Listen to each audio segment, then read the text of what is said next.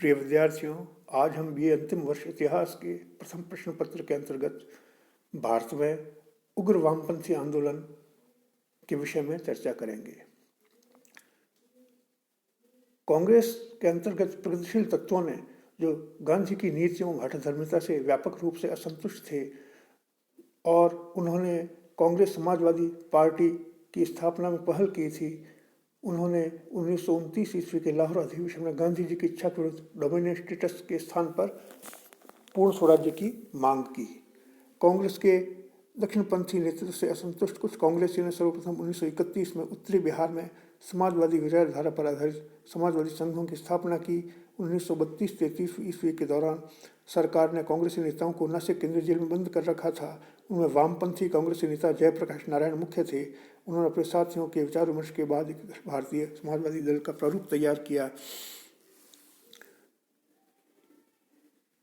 17 मई 1934 को पटना में आचार्य नरेंद्र देव की अध्यक्षता में कांग्रेस के समाजवादी नेताओं की बैठक हुई, जिसमें जयप्रकाश नारायण, अशोक मेहता, अच्युत पटवर्धन, M.R. मसानी, डॉक्टर राम मनोहर लोहिया, पुरुषोत्तम त्रिकम दास, यूसुफ मेहरा ने, गंगा शरण सिंह, करुणा देवी चट्टोपाध्याय आदि नेताओं ने भाग लिया।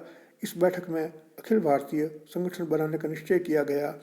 अक्टूबर 1934 में भारत में मुंबई में अखिल भारतीय सम्मेलन बनाने का निश्चय किया गया।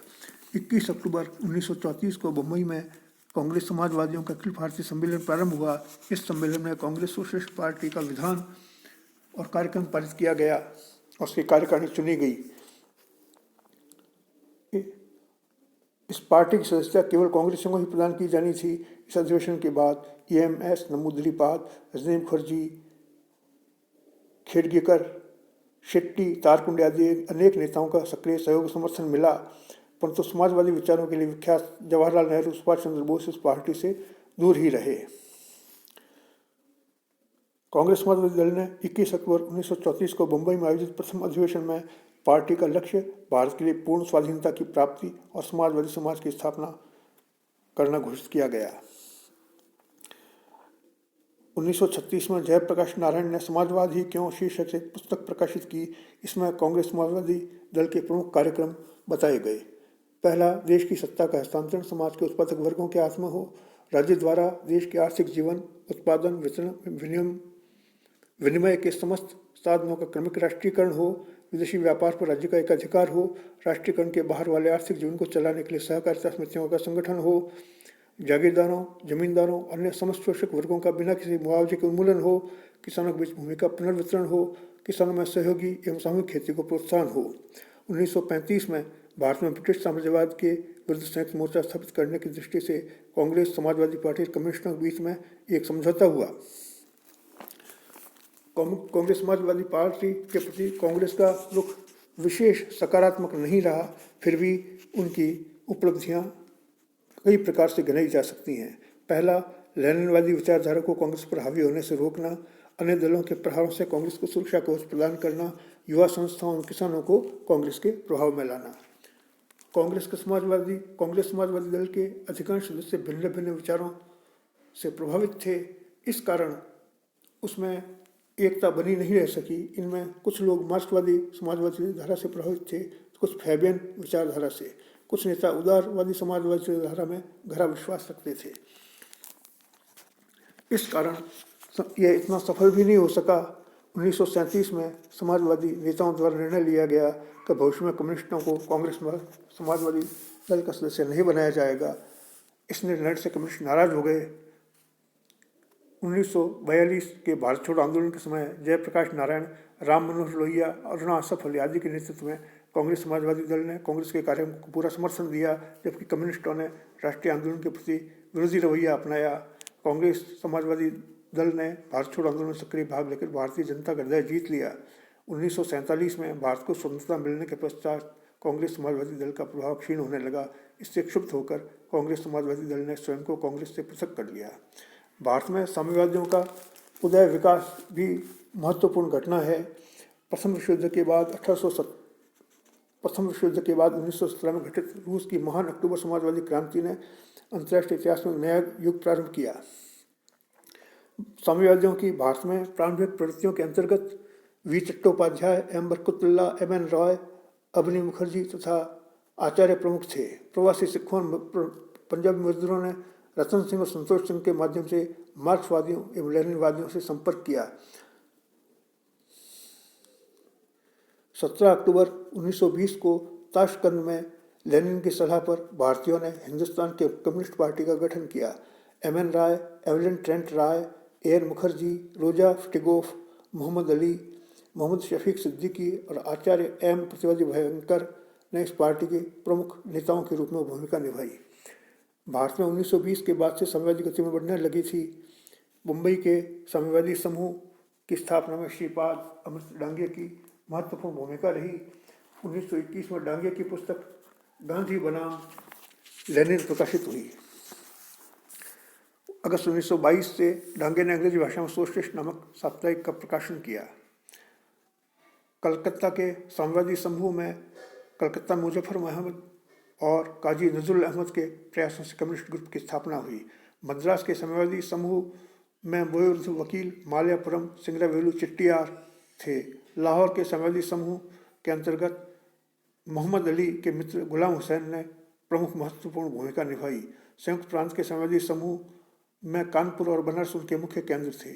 महाराष्ट्र के साम्यवादी समूह ने नागपुर में कार्य शुरू किया। 1924 ईस्वी के आरंभ में ब्रिटिश सरकार ने ऐसे डांगे मुजफ्फर अहमद, नलिनी गुप्ता, शौकत उस्मानी, गुलाम हुसैन, रामचंद्र लाल शर्मा, सिंगरावेलु चेट्टियार, एम एन राय आदि कम्युनिस्टों के विरुद्ध कानपुर में एक मुकदमा चलाया जो कानपुर षड्यंत्र केस के नाम से प्रसिद्ध है। इसमें चेट्टियार अत्यधिक बीमार थे, अतः उनके विरुद्ध मुकदमा नहीं चलाया गया। एम एन राय और रामचंद्र लाल शर्मा विदेश में थे अतः पकड़ में नहीं आए। गुलाम हुसैन सरकारी गवाह बन गए। शेष 4 अभियुक्तों ऐसे डांगे, मुजफ्फर अहमद, नलिनी गुप्ता, शौकत उस्मानी को 4-4 साल का कठोर कारावास हुआ। इन पर आरोप लगाए गए कि इन लोगों के माध्यम से कम्युनिस्ट इंटरनेशनल भारत में अपनी शाखा स्थापित करने का प्रयास कर रहा था। ये लोग मजदूर किसान पार्टी की स्थापना का प्रयास कर रहे थे। 1 सितंबर 1924 को कानपुर में भारतीय कम्युनिस्ट पार्टी की स्थापना सक्रिय साम्यवादी समूह के नेता सत्यभक्त ने की। इसी पार्टी के तत्वावधान में 1924 के अंतिम सप्ताह में कानपुर में पहली साम्यवादी कॉन्फ्रेंस हुई। इसमें एम.वी. घाटे, जोगलेकर, नागबियार, शमसुद्दीन हसन, चेट्टियार, मुजफ्फर अहमद आदि प्रमुख कम्युनिस्टों ने भाग लिया। 1925 तक इस पार्टी के सदस्यों की संख्या 250 हो गई। कानपुर सम्मेलन इसके अंतर्गत बहुत महत्वपूर्ण भूमिका निभा रहा था। कानपुर कॉन्फ्रेंस में इंटरनेशनल कम्युनिस्ट के संस्थापक साम्यवादियों को दबदबा रहा। उन्होंने अन्य ग्रुपों को संगठित करके 27 दिसंबर 1925 को भारत की कम्युनिस्ट पार्टी की स्थापना की घोषणा की। पार्टी के केंद्रीय समिति का गठन किया गया। इसमें 30 सदस्यों का प्रावधान था, परंतु उसमें केवल 16 सदस्य ही चुने गए। बीकानेर के जानकी प्रसाद बगरहट्टा तथा एस.बी. घाटे महासचिव चुने गए। इस पार्टी का प्रमुख उद्देश्य इस प्रकार था: भारत को पूर्ण रूप से स्वतंत्र करवाना, बलपूर्वक आरोपित ब्रिटिश शासन को समाप्त करना, भारत में सोवियत रूस जैसी सरकार स्थापित करना।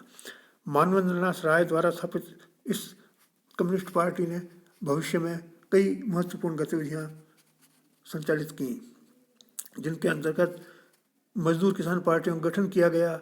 बंगाल में लेबर स्वराज पार्टी की स्थापना की गई। मुंबई में कामकरी शेतकर पार्टी की स्थापना की गई। पंजाब में कृषि किसान पार्टी की स्थापना हुई। संयुक्त प्रांत में 14 अक्टूबर 1928 को मजदूर किसान पार्टी की स्थापना हुई। अखिल भारतीय मजदूर किसान पार्टी की स्थापना के मेरठ सम्मेलन में सोहन सिंह जोश की अध्यक्षता में सम्मेलन बुलाया गया। 1927-28 में कम्युनिस्टों के नेतृत्व में देश के विभिन्न हिस्सों में मजदूरों ने अनेक हड़तालें की। सविनय अवज्ञा आंदोलन जब 12 मार्च 1930 से प्रारंभ हुआ, इस दौरान कम्युनिस्टों ने रेड ट्रेड यूनियन का गठन किया और इसके माध्यम से आंदोलन को अधिक व्यापक और उग्र बनाने का प्रयास किया। सरकार द्वारा कम्युनिस्ट आंदोलन को कुचलने का प्रयास हुआ। 1935 में 7वीं कम्युनिस्ट इंटरनेशनल का आयोजन हुआ और संयुक्त मोर्चे के गठन का प्रयास किया गया। संयुक्त मोर्चे की स्थापना के फलस्वरूप अखिल भारतीय ट्रेड यूनियन कांग्रेस पुनः शक्तिशाली बन गई। 1936 में स्वामी सहजानंद सरस्वती के नेतृत्व में अखिल भारतीय किसान सभा का निर्माण हुआ। उसी वर्ष अखिल भारतीय छात्र यूनियन अस्तित्व में आई। भारत के लेखकों एवं साहित्यकारों मुंशी प्रेमचंद की अध्यक्षता में एक अखिल भारतीय प्रगतिशील लेखक संघ की स्थापना की। संयुक्त मोर्चा अस्थायी सिद्ध हुआ। कांग्रेस समाजवादी दल का दक्षिणपंथी गुट कांग्रेस समाजवादी दल में कम्युनिस्टों के बढ़ते प्रभाव से चिंतित हो उठा।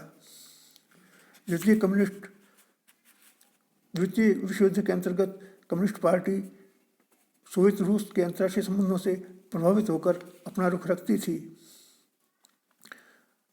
अतः भारतीय कम्युनिस्ट पार्टी ने इस विश्व युद्ध को साम्राज्यवादी युद्ध घोषित करते हुए राष्ट्रीय आंदोलन को तेज करने और ब्रिटिश साम्राज्य को उखाड़ फेंकने की अपील की। यद्यपि कांग्रेस समाजवादी दल और सुभाष चंद्र बोस का नवोदित फॉरवर्ड ब्लॉक भी विश्व युद्ध में अंग्रेजों को सहयोग देने के विरुद्ध थे। पर जब जून 1941 में जर्मनी सोवियत रूस पर अचानक आक्रमण कर दिया तो विवश होकर सोवियत रूस को मित्र राष्ट्रों के गुट में सम्मिलित होना पड़ा। रूस के पासा पलटते ही भारतीय कम्युनिस्टों का दृष्टिकोण भी बदल गया। जिस युद्ध को वे साम्राज्यवादियों का युद्ध कहकर उसका विरोध कर रहे थे, उसे अब लोक युद्ध कहकर उसका समर्थन करने लगे। कम्युनिस्टों ने अगस्त 1942 में कांग्रेस के भारत छोड़ो आंदोलन के विरोध में रुख किया और मजदूरों से अपील की कि वे हड़तालों आदि में भाग न लें और युद्धोपयोगी सामग्री के उत्पादन में कमी न आने दें। इस प्रकार कम्युनिस्ट आंदोलन राष्ट्र की मुख्य धारा से अलग हो गया, जो आज भी उसी दृष्टि में है। इसी संदर्भ में सुभाष चंद्र बोस के फॉरवर्ड ब्लॉक के बारे में चर्चा किया जाना समीचीन रहेगा। सुभाष चंद्र बोस ने नेहरू के साथ मिलकर 1927 के कांग्रेस अधिवेशन में सर्वप्रथम संपूर्ण स्वतंत्रता का प्रस्ताव रखा, जो गांधी के विरोध के उपरांत भी पारित हो गया। 1934 में कांग्रेस के दक्षिणपंथी नेतृत्व से खिन्न कांग्रेसियों ने कांग्रेस समाजवादी दल की स्थापना की, लेकिन सुभाष चंद्र बोस ने इस दल से खुद को नहीं जोड़ा, परंतु वे इसकी नीतियों का समर्थन करते थे। 1938 में सुभाष चंद्र बोस को हरिपुरा कांग्रेस अधिवेशन का अध्यक्ष चुना गया। 1939 में सुभाष चंद्र बोस पुनः कांग्रेस अध्यक्ष पद के लिए खड़े किए गए, जबकि गांधी जी तथा उनके अनुयायी सुभाष चंद्र बोस के पक्ष में बिल्कुल नहीं थे। गांधी जी ने पट्टाभी सीतारामैया को सुभाष बाबू के सामने खड़ा कर दिया, लेकिन सुभाष चंद्र बोस की विजय हुई। लेकिन गांधी जी ने सुभाष चंद्र बोस को अध्यक्ष पद त्यागने के लिए विवश किया और दक्षिणपंथी ने तत्काल डॉक्टर राजेंद्र प्रसाद को नया अध्यक्ष चुन लिया। सुभाष चंद्र बोस ने कांग्रेस के अंदर ही एक ऐसी प्रगतिशील पार्टी की स्थापना करने का निश्चय किया जिसके झंडे के नीचे समस्त वामपंथी तत्व एकत्र हो सकें। यह पार्टी फॉरवर्ड ब्लॉक के नाम से गठित हुई। फॉरवर्ड ब्लॉक के 3 मुख्य उद्देश्य थे। पहला, भारत की आज़ादी के लिए तेजी से कार्य करना, कांग्रेस पर से गांधी जी गुट का नेतृत्व हटाना और दक्षिणपंथी नेताओं की समझौतावादी नीति का कड़ा विरोध करना। सुभाष चंद्र बोस का कहना था कि फॉरवर्ड ब्लॉक श्री गांधी के व्यक्तित्व और अहिंसात्मक असहयोग के सिद्धांत को पूरा सम्मान देती है, किंतु इसका अर्थ यह नहीं है कि कांग्रेस के मौजूदा हाईकमान में भी अपनी निष्ठा बनाए रखे। द्वितीय विश्व युद्ध के दौरान फॉरवर्ड ब्लॉक ने ब्रिटिश साम्राज्य के विरुद्ध संघर्ष जारी रखा, अतः भारत सरकार ने फॉरवर्ड ब्लॉक को असंवैधानिक घोषित कर दिया। बोस और उनके साथियों को जेलों में डाल दिया। बोस अपने घर में नजरबंद रहते हुए एक रात्रि में गुप्त रूप से निकल गए और विदेशों में रहकर भारत की स्वतंत्रता के लिए प्रयास करने लगे। 1946 में फॉरवर्ड ब्लॉक की कार्यकारिणी की बैठक में मुंबई संपन्न हुई। इसमें फॉरवर्ड ब्लॉक को एक समाजवादी पार्टी बताया गया और वर्ग संघर्ष की अवधारणा को इसका आधार माना गया, परंतु सुभाष बाबू द्वारा स्थापित फॉरवर्ड ब्लॉक इस परिभाषा से मेल नहीं खाता था। अन्य वामपंथी पार्टियों के अंतर्गत भारतीय क्रांतिकारी समाजवादी दल सोमेंद्रनाथ टैगोर के नेतृत्व में गठित किया गया था। बारिंद्र घोष और भूपेंद्र के नेतृत्व में बंगाल के क्रांतिकारियों ने अनुशीलन समिति नामक संस्था की स्थापना की थी। 1924 में कुछ क्रांतिकारियों ने इस संस्था को पुनर्गठित करके हिंदुस्तान सोशलिस्ट रिपब्लिक आर्मी का गठन किया।